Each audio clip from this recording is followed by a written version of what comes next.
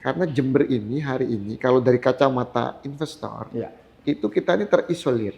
Oke. Tol kita nggak tersambung, Baik. pelabuhan kita nggak ada, jalan kita tidak begitu lebar, bandara tidak optimal.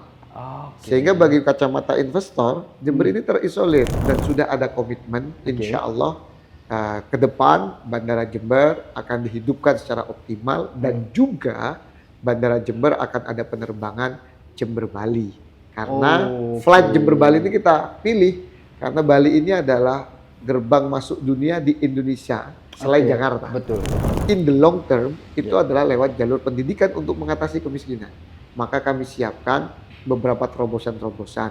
Mulai dari kami menyiapkan 20.000 beasiswa untuk anak-anak Jember bisa kuliah gratis.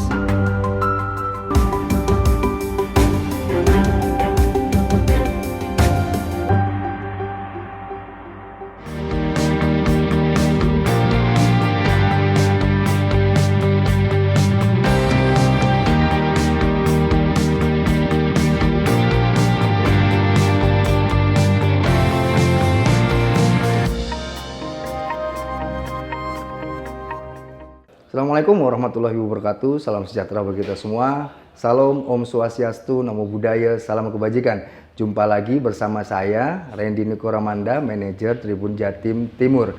Bertempat di Kabupaten Jember, saat ini saya sudah bersama Bupati Jember terpilih, Bapak Muhammad Fawaid atau Gus Wawaid. Seperti kita ketahui bahwa pasangan Gus Wawaid dan Joko Susanto sesuai dengan hasil rekapitulasi KPU Jember berhasil memenangi suara 54,30%. Untuk tahu visi misi kedepannya, kita langsung saja sapa beliau. Assalamualaikum Gus. Waalaikumsalam. Gimana kabar Gus? Alhamdulillah. Alhamdulillah. Agak flu kemarin lihat banjir. Masya Allah. Luar biasa sudah mulai gerak ya ini ya. Meskipun belum ditetapkan ya Gus ya. Tetap kita keliling-keliling karena saya pikir tanggung jawab kita semenjak masyarakat memberikan kepercayaan dengan mencoblos. Itu saya pikir tanggung jawab kita untuk masyarakat sudah dimulai. Baik.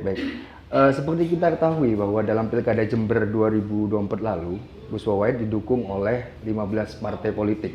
Dan apakah itu menjadi salah satu kunci sukses Gus Wawaid untuk memenangkan kontestasi Pilkada ini, Gus? Ya, tentu saya sebagai orang yang dikader oleh partai politik yang dilahirkan oleh rahim partai politik, kami merasa bahwa dukungan partai yang besar ini memberikan arti yang luar biasa di dalam membuat masyarakat percaya, meyakinkan masyarakat, termasuk mengantarkan kita kemenangan kemarin pada pilkada yang baru selesai dilaksanakan. 15 partai ini luar biasa mensupport kami dan mendukung kami dan membuat sejarah baru di Jember, di mana Jember belum pernah ada bupati yang asli kader partai politik.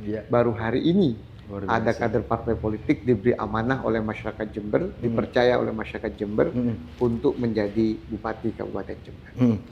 Sebagai kader parpol, Gus Wawaid tentu punya kiat-kiat gitu. Apa sih yang diyakini Gus Wawaid bahwa masyarakat Jember akan memilih saya dan bahkan mengalahkan petahana? Kira-kira apa Gus? Ya, saya pikir kita ini kan sesuai dengan slogan kami, membawa cinta. Dan di dalam proses kampanye kami punya komitmen bersama sebagai kader partai politik bahwa kami boleh melakukan negatif campaign atau mengkritisi kebijakan bupati yang lama, tapi kami berkomitmen dari awal bersama tim, bersama partai-partai untuk tidak melaksanakan black campaign atau kampanye hitam, menjelekkan pribadi, menghina pribadi, memfitnah, tebar hoax dan lain sebagainya. Dan bisa dilihat kemarin dalam proses pilkada, insya Allah kami bersama tim dan para partai politik menjaga itu.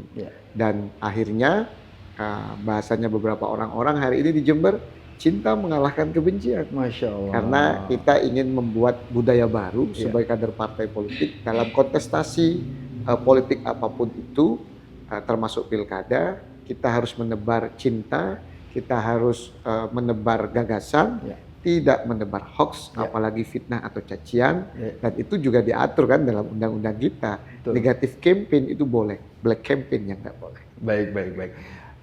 kita ketahui bahwa Gus Wawait sudah mulai pergerakan, bahkan ada terbilang cepat lah. Bahkan banjir aja Gus Wawait belum dilantik sudah didatangin. Dan ada beberapa info bahwa tokoh-tokoh bahkan pimpinan BUMN juga didatangin oleh Gus Wawait. Kalau boleh tahu apa sih hasilnya dari pertemuan-pertemuan dan pertemuan dengan tokoh-tokoh itu, Gus? Ya, saya sebagai anak desa, sebagai aktivis, sebagai kader partai politik, merasa ketika kita ini sudah diberi amanah semenjak di TPS oleh masyarakat Jember, walaupun kita belum ditetapkan dan belum dilantik, tapi saya merasa sudah punya beban, sudah punya tanggung jawab untuk bagaimana memperjuangkan masyarakat Jember. Maka kami tidak terjebak dalam menikmati kemenangan yang berlebihan. Tapi justru kami langsung bergerak konkret, kami mengidentifikasi masalah di lapangan, dan kami berkomunikasi dengan pemerintah provinsi dan pemerintah pusat. Karena membangun Jember ini hanya mengandalkan APBD Jember tidak cukup, Mas. Jumlah penduduk kita terbanyak ketiga, luas wilayah kita juga salah satu yang terluas di Jawa Timur. Maka kami segera berkomunikasi dengan pemerintah provinsi dan pusat. Di provinsi kami langsung menghadap kepada gubernur terpilih, Bu Khofifah dan Mas Emil. Kami berdiskusi dan kami ada rencana-rencana taktis ke depannya bahwa sinergitas antara pemerintah Kabupaten Jember dan provinsi ini harus terbangun dengan baik sehingga banyak masalah yang bisa terselesaikan. Kemudian kami juga dengan pemerintah pusat. Kami kemarin memulai dengan beberapa kementerian. Ada Kementerian Perhubungan dan juga beberapa kepala BUMN. Kenapa kok kita menghubungi beliau-beliau? Karena Jember ini hari ini kalau dari kacamata investor itu kita ini terisolir. Tol kita nggak tersambung, pelabuhan kita nggak ada, jalan kita tidak begitu lebar, bandara tidak optimal. Sehingga bagi kacamata investor, Jember ini terisolir. Maka tidak heran ketika berdasarkan data, investasi kita di tahun 2023 itu mengalami penurunan 51 sekian persen, anggaplah 52%. Padahal ketika investasi di sektor real tidak terbangun, maka lapangan pekerjaan tidak terbangun. Pasti. Maka angkatan kerja tidak terserap, pengangguran tinggi, kemiskinan tinggi. Itu kan teorinya begitu. Betul. Makanya saya harus bagaimana membuat langkah-langkah terobosan-terobosan dengan contoh menghidupkan Bandara Jember. Akhirnya kami bersilaturahmi dengan beliau-beliau dan sudah ada komitmen insya Allah ke depan Bandara Jember akan dihidupkan secara optimal dan juga Bandara Jember akan ada penerbangan Jember-Bali. Karena flight Jember-Bali ini kita pilih karena Bali ini adalah gerbang masuk dunia di Indonesia selain Jakarta. Betul. Itu adalah perwajahan Indonesia untuk dunia maksudnya. Betul. Maka kita tertarik sekali memohon kepada beliau-beliau kiranya bisa membantu adanya penerbangan dari Jember ke Bali dengan harapan nanti ke depan investor banyak yang datang ke Jember, wisatawan juga kita banyak yang datang ke Jember, pendapatan di Jember meningkat, kemiskinan turun. Kalau sedikit spesifik mengenai langkah konkret Gus Wawait untuk membenahi bandara, apakah ada fasilitas atau apa yang akan dimaksimalkan, dioptimalkan di bandara-bandara yang kita punya? Seperti apa, Gus? Ya, jadi yang pertama Bandara Jember ini kan sudah kita identifikasi berapa panjangnya, runway-nya, kondisi ruang tunggunya dan lain sebagainya. Bandara Jember ini adalah bandara yang didirikan sebelum adanya bandara-bandara yang lain seperti Kediri dan Banyuwangi. Kita ini semenjak era Pak Bupati Samsul itu sudah ada bandara. Harapannya kan harusnya Bandara Jember ini sudah luar biasa ya. Maka ke depan Sabtu yang pertama tentu yang saya sampaikan tadi kami harus berkomunikasi supaya ada penerbangan antara Jember dengan Bali dan Jember Jakarta. Nah, itu kita sudah ada komunikasi yang baik. Yang kedua tentu kita akan ke depan akan membuat Bandara Jember ini keinginan kita tidak cuma hanya pesawat ATR, kalau bisa Airbus, Boeing. Dan itu dan kemarin kita diskusi dengan pihak-pihak terkait memang butuh pelebaran runway dan perpanjangan runway. Oke. Dan itu ya tentu butuh anggaran yang besar. Betul. Ke depan kami tentu punya komitmen untuk menganggarkan, walaupun kalau hanya mengandalkan APBD Jember tidak cukup. Nggak cukup. Maka kita perlu bersinergi dengan pemerintah pusat. Kalau pemerintah pusat berkenan, kita mampu meyakinkan, tidak untuk kemungkinan ke depan Bandara Jember bisa didatangi oleh atau didarati oleh pesawat Boeing atau Airbus. Kalau kemungkinan nilainya besar, apakah dimungkinkan Bandara Noto Hadinegoro misal itu kemudian menjadi proyek strategis nasional, diambil alih oleh pusat misal? Ya, saya pikir apa yang nggak mungkin dengan kondisi Jember dengan jumlah penduduk terbanyak ketiga, kemiskinan kita terbanyak kedua, dan potensi di Jember luar biasa. Menurut saya apa yang tidak mungkin. Makanya inilah tugas berat saya dan Pak Joko untuk meyakinkan pemerintah pusat bagaimana Jember ini letaknya sangat strategis dan butuh sentuhan pusat. Syukur-syukur dimasukkan dalam proyek strategis nasional, dan insya Allah kami juga akan segera bersilaturahmi dengan Bappenas dan menyampaikan kondisi Jember dan menyampaikan potensi-potensi di Jember untuk mendukung visi misi dari Presiden dan Wakil Presiden terpilih Pak Prabowo yang hari ini menitik beratkan kepada sektor pangan dengan target swasembada pangan, dan Jember adalah kabupaten dengan luas lahan pertanian dan perkebunan salah satu yang terluas di Jawa Timur. Kira-kira untuk apa yang disiapkan oleh Jember nih? Oleh-oleh untuk programnya Pak Prabowo ini apa kira-kira yang disiapkan oleh Gus Wawaid? Tentu kami sebagai kadernya Pak Prabowo, saya kader Partai Gerindra, maka kami akan support penuh kebijakan beliau, mulai dari makan siang gratis, mulai dari sektor pendidikan, mulai sektor kesehatan, terutama sektor pangan. Karena beliau, saya melihat betul dari dulu sampai hari ini bahkan beliau sangat concern bagaimana petani, buruh tani itu harus sejahtera, bagaimana sektor pangan di Indonesia ini harus aman, karena ke depan negara yang berkuasa itu bukan cuma menguasai terkait masalah persenjataan saja, tapi juga menguasai terkait masalah kekuatan pangan. Maka Pak Prabowo fokus di situ, dan kami siap bersinergi sebagai pemerintahan Kabupaten Jember maupun sebagai kader beliau di Partai Gerindra. Kami akan bersinergi dan akan mensupport apa yang menjadi visi misi dari Presiden dan Wakil Presiden terpilih. Dahsyat. Agak sedikit melenceng Gus ya, bahwa Kabupaten Jember kan dikenal sebagai kota pendidikan. Betul. Nah, mungkin apa-apa aja sih program dari Gus Wawaid untuk mewujudkan, memaksimalkan Jember lebih menjadi kota pendidikan? Ya, Jember ini memang kita sadari bahwa punya potensi di sektor pendidikan luar biasa. Karena jumlah kampus kita terbanyak ketiga di Jawa Timur, jumlah pondok pesantren kita terbanyak se-Indonesia bahkan, dan jumlah sekolah SMK kalau tidak salah, itu kita juga salah satu yang terbanyak di Jawa Timur. Nah, dan kemudian yang kedua, ini sesuai dengan visi misi kami bahwa Jember dengan jumlah angka kemiskinan secara absolut terbanyak kedua di Jawa Timur, in the long term itu adalah lewat jalur pendidikan untuk mengatasi kemiskinan. Maka kami siapkan beberapa terobosan-terobosan. Mulai dari kami menyiapkan 20.000 beasiswa untuk anak-anak Jember bisa kuliah gratis di seluruh Indonesia, khususnya di Kabupaten Jember. Yang kedua, kami ingin menggandeng sektor pendidikan ini untuk menghidupkan sektor pariwisata sehingga ada wisata pendidikan. Bahkan saya optimis Bandara Jember ini bisa hidup itu kalau kita bisa menggandeng juga kampus-kampus di Jember. Ada Universitas Negeri Jember, ada UIN K. Haji Ahmad Siddiq, ada juga Poltek, dan ada kampus-kampus yang lain. Dan kampus-kampus ini mereka kan rata-rata juga selain mahasiswanya dari luar daerah, saya yakin kampus-kampus ini juga mendatangkan dosen-dosen dari luar daerah, dan itu juga bisa menghidupkan bandara. Maka ke depan kampus-kampus, pondok pesantren, sekolah-sekolah di Jember kita ingin gandeng untuk mengatasi kemiskinan dengan lewat pendidikan. Yang kedua, untuk meningkatkan perekonomian di Jember, caranya adalah kita ingin bagaimana ada pengembangan sektor wisata yang baru, yaitu adalah wisata pendidikan. Baik, kita ketahui bahwa korupsi masih menjadi momok di Indonesia khususnya, dan itu membelit beberapa kepala daerah kita. Nah, mungkin ada trik atau cara khusus Gus Wawait agar ke depan tidak terjadi di Kabupaten Jember. Ya. Seperti apa, Bang?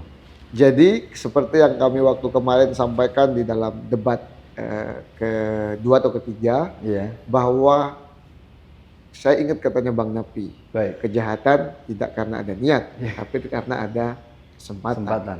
Maka kita harus melakukan reformasi birokrasi dengan menyiapkan sistem yang bagus. Baik. Jember punya PR. Saya dapat warisan agak banyak nih, Mas. Iya, iya. Selain banjir, Iya. kemiskinan yang tinggi, Oke. pengangguran yang tinggi, infrastruktur yang memang bandara masih belum optimal, jalan belum lebar, Betul. jalan tol belum ada. Selain itu kami juga dapat warisan bahwa Sakep dan IRB kita sebagai salah satu indikator keberhasilan reformasi birokrasi di Oke. Jember masih sangat rendah. Wah. Maka ke depan kita harus memperbaiki Sakep dan IRB kita sebagai salah satu indikator reformasi birokrasi ini dengan baik. Kalau Sakep sama IRB kita baik, sistemnya baik, maka saya yakin penyimpangan-penyimpangan itu bisa kita minimalisir. Oh gitu. Karena kita percuma saja kita punya komitmen tidak boleh ada penyimpangan, tapi sistem kita tidak mendukung. Maka selalu saya sampaikan, Jember tidak membutuhkan Superman, tapi membutuhkan super tim, termasuk kita menyiapkan sistem-sistem untuk pemerintahan, untuk reformasi birokrasi. Dan kalau itu bisa terjadi, insya Allah ke depan hal-hal yang tadi dikhawatirkan bisa kita tekan. Baik. Apakah Gus Wawait punya challenge 100 hari saya akan melakukan ini? Atau 1 tahun pertama saya akan melakukan? Ada nggak itu, Gus? Tentu ya, kita Apa, sebagai pemimpin baru di Jember punya tantangan-tantangan. Apa yang harus kita lakukan? Bahkan kita sudah bagi, Mas. In the short term dalam jangka pendek, medium term dalam jangka menengah, dan in the long term dalam jangka panjang.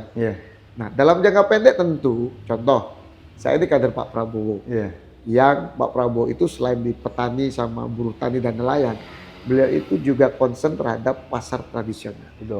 Jember akhir tahun 2023 ada perda yang membuat saya kaget, di mana retribusi pasar atau bahasanya kawan-kawan karcis pasar itu naik 100-200%.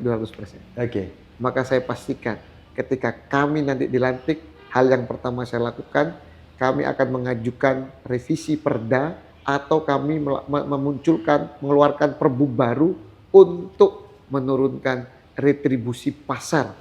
Jangan sampai naik seperti 100-200% seperti kemarin. Kami akan turunkan. Kenapa? Karena perekonomian wong cilik, perekonomian kaum-kaum termarginalkan, itu ada di pasar-pasar tradisional.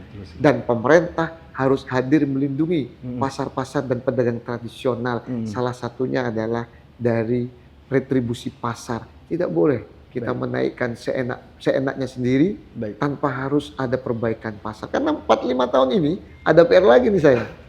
Jadi infrastruktur perekonomian pasar tradisional hampir semuanya tidak tersentuh di Jember. 4-5 tahun terakhir ini. Maka ada PR besar lagi kita ini kan. Pasar kita banyak compang-camping sekarang. Pasar Tanjung dikeluhkan. Mulai tak ada musolanya, kebersihan dan fasilitas lainnya compang-camping. Ini PR besar kita.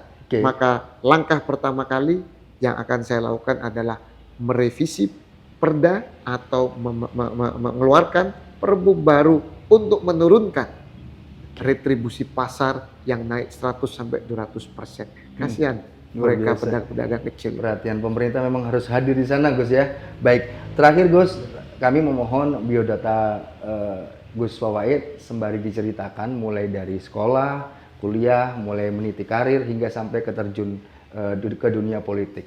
Mau Gus disampaikan. Saya Muhammad Fawait, saya anak kampung, saya anak desa. Lahir di pelosok di sebuah desa ujung barat Kabupaten Jember yang angka kemiskinannya di daerah kami masih sangat tinggi. Saya anak seorang kiai, saya anak pesantren, saya anak petani kecil. Saya mengenyam pendidikan di sebuah desa yang kecil, mulai dari SD di Desa Wringin Agung, mulai dari SLTP, atau kalau karena saya di pesantren MTS, saya di Desa Wringin Agung, saya di SLTA di Madrasah Aliyah di pondok pesantren di Desa Wringin Agung. Baru setelah itu saya melanjutkan pendidikan S1 saya di Fakultas Ekonomika dan Bisnis Universitas Airlangga Surabaya. Kemudian setelah itu saya melanjutkan master kami di S2 kami di Master of Science Fakultas Ekonomika dan Bisnis Universitas Airlangga Surabaya. Kemudian saya hari ini sedang menempuh program doktoral di Fakultas Ekonomika dan Bisnis Universitas Airlangga Surabaya. Saya awalnya tidak terfikir masuk ke ranah politik, cuman saya pernah ikut dosen-dosen kami melakukan riset terkait masalah kebijakan pemerintah, kebijakan daerah, tapi sepertinya itu hanya dibuat referensi saja. Maka disitulah saya punya keinginan akhirnya masuk ke ranah politik pada usia 21 tahun. Tapi waktu itu saya belum bisa nyalon apapun karena usianya masih terlalu muda. 21, belum genap 21 tahun. Saya nyalon pertama kali anggota DPR Provinsi pada tahun 2014 dan saya diberi amanah oleh masyarakat Jember Lumajang untuk menjadi anggota DPRD Provinsi termuda. Pada waktu itu dengan perolehan suara 38.000 suara. Ketika saya jadi anggota DPR, ya karena saya paling muda, banyak mata yang walaupun tidak terucap melihat ini hanya pupuk bawang mungkin. Tapi kami buktikan bahwa anak muda ketika diberi kesempatan, dia akan memaksimalkan kesempatan dan akan berkarya seoptimal mungkin. Dan pada waktu itu kami keliling-keliling, menyapa masyarakat, memperjuangkan seluruh apa yang menjadi keluhan masyarakat, terutama emak-emak. Dan akhirnya di pemilu 2019 kami mencalonkan kembali. Suara saya awalnya 38.000 menjadi 228.000. Menjadi anggota DPR dengan salah satu suara terbanyak di Jawa Timur. Tidak selesai di situ, kami terus mengawal masyarakat Dapil Jember Lumajang, apa yang menjadi kebutuhan masyarakat kami perjuangkan, dan saya ingat kata-kata Pak Prabowo, salah satu tokoh idola saya, bahwa kader Partai Gerindra harus hadir di tengah-tengah masyarakat, menjadi solusi ketika masyarakat punya masalah, dan menjadi pelipur lara ketika masyarakat sedang bersedih. Dan itu kami lakukan selama 2019 sampai 2024, dan akhirnya ketika kami maju kembali sebagai anggota DPRD Provinsi kemarin, suara kami menjadi 239.000 sekian, menjadi anggota DPR Provinsi dengan suara terbanyak seluruh Indonesia kategori DPR Provinsi.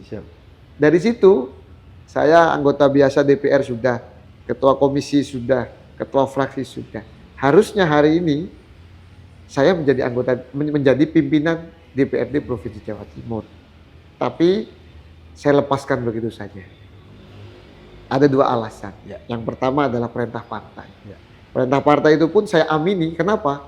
Karena saya ini dididik di kampus sebagai seorang aktivis. Aktivis dididik untuk tidak merasa baik-baik saja ketika melihat ketidakadilan dan kemiskinan. Di saat kabupaten saya, kampung halaman saya, kemiskinannya terbanyak kedua di Jawa Timur, ini hati saya seorang aktivis meronta-ronta. Tidak bisa kita biarkan sehari lagi, sebulan lagi, setahun lagi, atau 5 tahun lagi menunggu saya selesai jabatan sebagai pimpinan DPRD. Disitulah saya mengamini dan samikna wa atokna kepada putusan partai bahwa saya harus maju sebagai calon Bupati Jember. Agak gampang. Sudah satu sisi sudah punya jabatan, satu sisi rakyat kami, kampung halaman kami miskinnya masih parah. Akhirnya kami bismillah maju sebagai calon bupati menantang seorang incumbent. Dengan semua incumbent ini kan semua incumbent yang masih menjabat loh. Betul. Dengan semua yang dimiliki incumbent ya. Incumbent punya kekuasaan, incumbent punya kebijakan di APBD yang bisa leluasa, incumbent dengan dia punya pasukan birokrat yang luar biasa, solidnya, dan lain sebagainya lah ya. Tapi akhirnya niat baik itu dan ketulusan cinta itu bisa mengantarkan kami, anak muda, anak petani, anak santri, anak desa, aktivis, kader partai, mendapatkan kepercayaan untuk mengabdi menjadi pemimpin Jember 2025-2030. Dahsyat sekali. Sebelum saya closing, Gus, Pilkada Jember kan sudah usai. tidak ada lagi 0102. Ada upaya apa yang dilakukan Gus Wawait untuk merangkul pendukung Bapak Hendy? Yang pertama, Supaya sama-sama membangun Jember nih maksudnya. saya sebagai santri selalu diajarkan afdhalul ilmi ilmul hal. Ilmu yang paling utama itu adalah akhlak. Siap. Maka beberapa minggu yang lalu, seminggu atau 2 minggu yang lalu, kami sudah mengirim pesan WhatsApp, WA ke Pak Hendy dan Gus Firjon untuk kiranya kami bisa bersilaturahmi untuk meredakan ya suasana pilkada. Baik. Dan sampai hari ini kami masih menunggu jadwal dari beliau. Mudah-mudahan beliau berkenan untuk menerima saya dan Pak Joko. Yang kedua, kami hari ini langsung bekerja. Itu bagian dari bahwa kami ingin memberi pesan bahwa pilkada telah usai, tidak ada 0102. Semua rakyat Jember adalah rakyat kita semua dan harus kita rangkul. Dan kami selalu diajarkan sebagai kader partai tidak boleh memukul tapi harus merangkul. Maka dengan saya keliling-keliling di Surabaya bertemu dengan Ibu Gubernur dan Wakil Gubernur, kami dengan pemerintahan di Jakarta, dan kami terjun ke bawah lihat banjir, kami terjun di bawah untuk melihat masalah apa di masyarakat. Itu bagian dari upaya kami untuk memberikan pesan bahwa pilkada Jember telah selesai, semua rakyat Jember harus bersatu, tidak boleh lagi ada 0102, kita harus bersatu membangun Jember, karena Jember tidak butuh Superman, tapi butuh super team, butuh banyak orang, butuh seluruh rakyat Kabupaten Jember. Baik Tribuners dan pembaca harian Surya dimanapun berada, itu tadi bincang santai saya bersama Bupati Jember terpilih Gus Wawait. Semoga bisa diambil manfaat dan hikmahnya. Sekian dari saya, Randy Nikoramanda, pamit. Assalamualaikum warahmatullahi wabarakatuh.